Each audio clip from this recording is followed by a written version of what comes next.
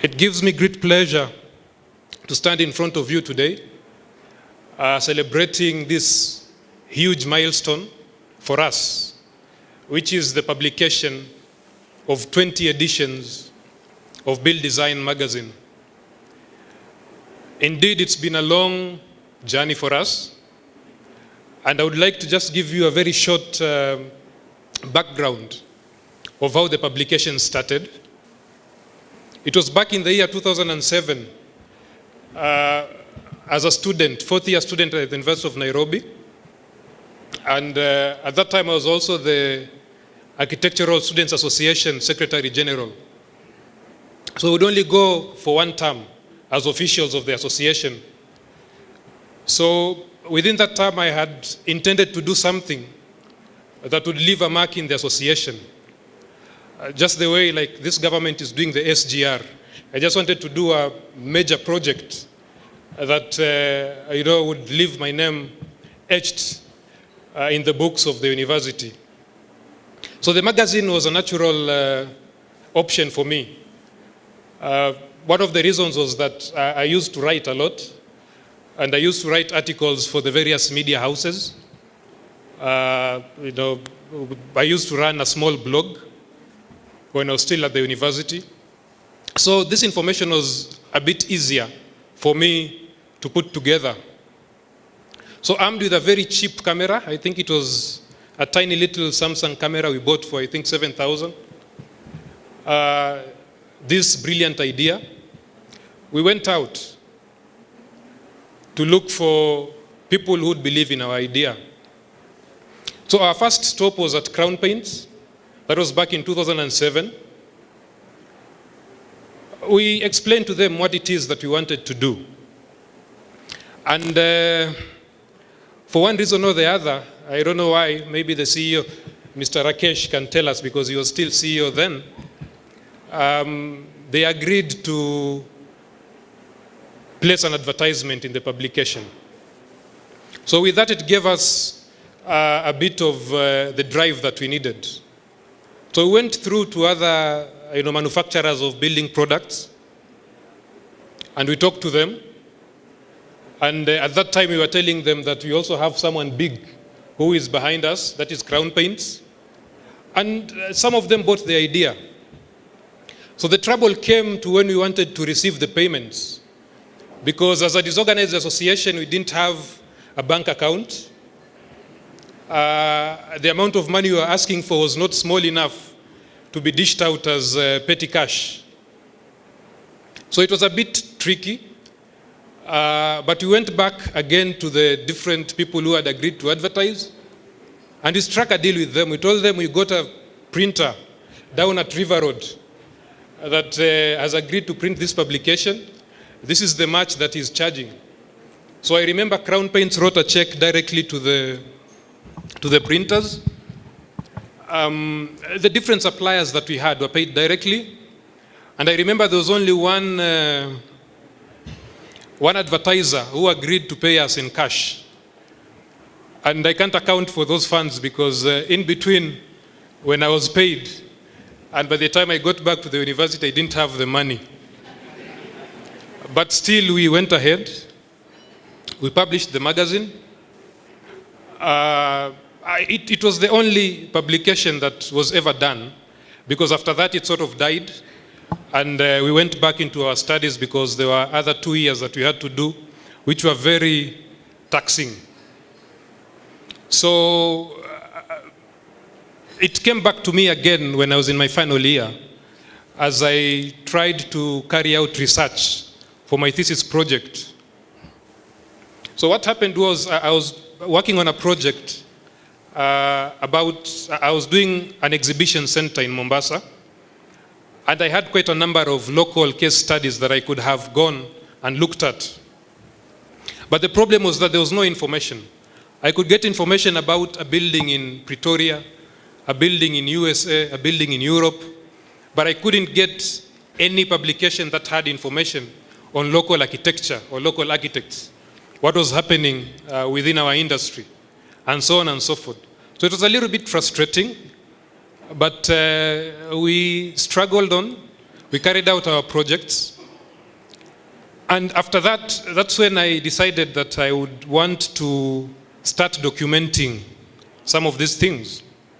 I started with my own project that I had done, the research that I had carried out.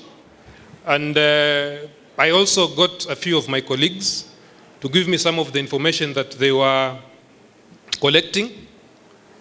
And I started a blog.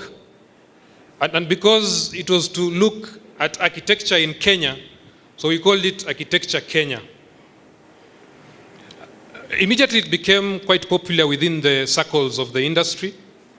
I remember there was a time we had run a story about a local architect who had won a competition, an architectural competition, but then somehow it was a government ministry project. So somehow the rug was pulled under his feet and he wasn't given the project. So we ran the story, which generated a lot of hit, and it caught the interest of the ministry. That ministry, I wouldn't name it then. So what happened, they wrote a very harsh letter and started calling people. But the beauty was that they targeted the Architectural Association of Kenya, because they didn't know that Architecture Kenya and Architectural Association of Kenya were two different entities. So I remember the then chairman of AK, Steve Oundo, calling me, asking me, what is this that you are putting in your blog, which is, causing all these issues? So Steve sent me the letter. And then I told him, my company, I don't even have a company, because then it was just a name. So I told him, whatever threats they've said they're going to carry out, let them carry out and we see who they're going to carry them out on. So after that, it was quite encouraging, because I realized that what we were doing was having a bit of an impact.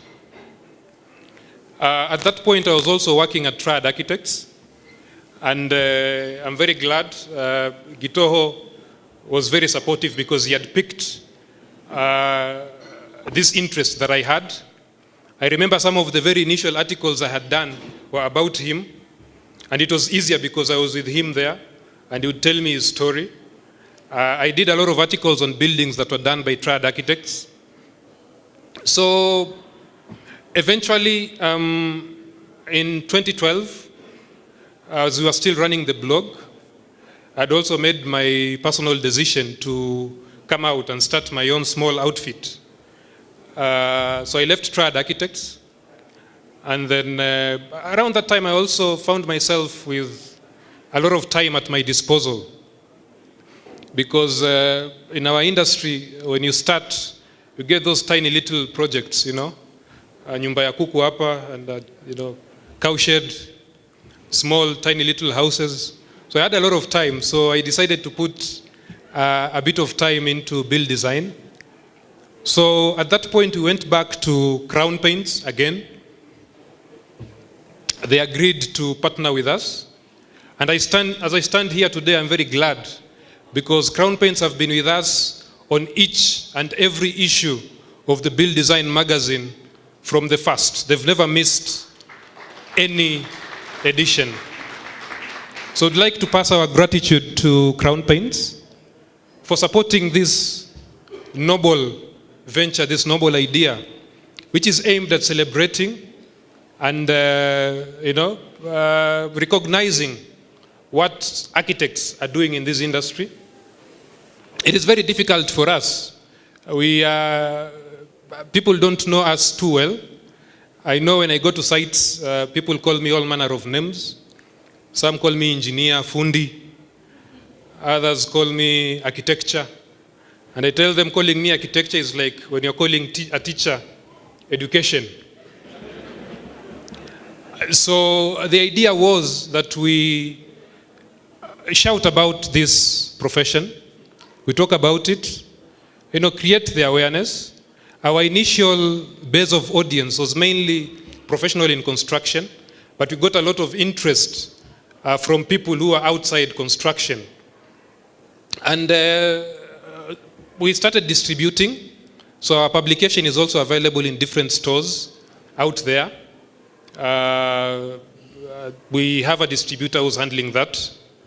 So we are very grateful for all of you who've been behind us, our readers, and more importantly, our sponsors. There are quite a number who have been supportive. I would like to make special mention of Rexe Roofing Products. The lady, Irene, I think she's there. Irene, I met Irene when I was working in Triad, and she was working in a company called BUILDesign Products. And at around the same time I was leaving Triad, she was also leaving Italbuild to start Rexe Roofing Products. So it's quite interesting because we've sort of grown together. And the best thing about her is that in as much as she was also struggling initially, she was there to support us. Nowadays she is called the Roofing Queen. She's roofing a lot of buildings in Kenya. I think one of the latest buildings that she had roofed is the Hub. We all know the Hub. So a big round of applause to Irene for the support. The others who've been with us, we have Jumbo Chem Kenya Limited. They've also been very helpful, very supportive of this noble idea. We have Waterways Africa Limited. I think Chandresh, I saw him somewhere around, I can't see clearly. Chandresh also contributes to a publication on specific matters to do with water and water technologies. And then we have other sponsors who've been with us, other partners. I would like to mention Watec Limited. I would also like to mention our newest partners, iFlux LED Lighting. We are very grateful for their partnership. We recently signed a 2-year deal with them. And last but not least, I would like to thank Morphosis Limited. They sponsored us in as much as they were not getting anything out of it. So for that, we truly appreciate. A hand of applause to Yasir and his team from Morphosis. We've also been very grateful to the people who have agreed to let us share their stories. I had invited quite a number of them, but because I think they are veterans, they've been unable to make it. But I can see Architect Kanyue here. Thank you very much for showing up. I had also featured my boss, former boss, Gitoho, at one point. Thank you very much. There are quite a number of others we've featured. We've been unsuccessful on others. I remember there is an incident where an architect, a veteran architect called David Bristow, who we had really targeted to feature in our publication. He was a bit old and frail, but still he agreed. So we were arranging the modalities of how to carry out the interview with his daughter, because at that time they were in England and they were to come back to Kenya. And we received very sad news that the architect had passed away. It was very devastating for us. But we are still trying to see if we can come up with something posthumously for him and other architects who have left us. But then again, I would also like to encourage those of you who are here. When we come to you, we would want to get some information from you. Please be cooperative, because we are trying to build the information base that would help future generations of architects. My idea is in the year 2070, people should know that there's an architect called Edward Kanyue who lived. And these are the projects that he worked on. Because we read about architects who lived in 1870s in other countries.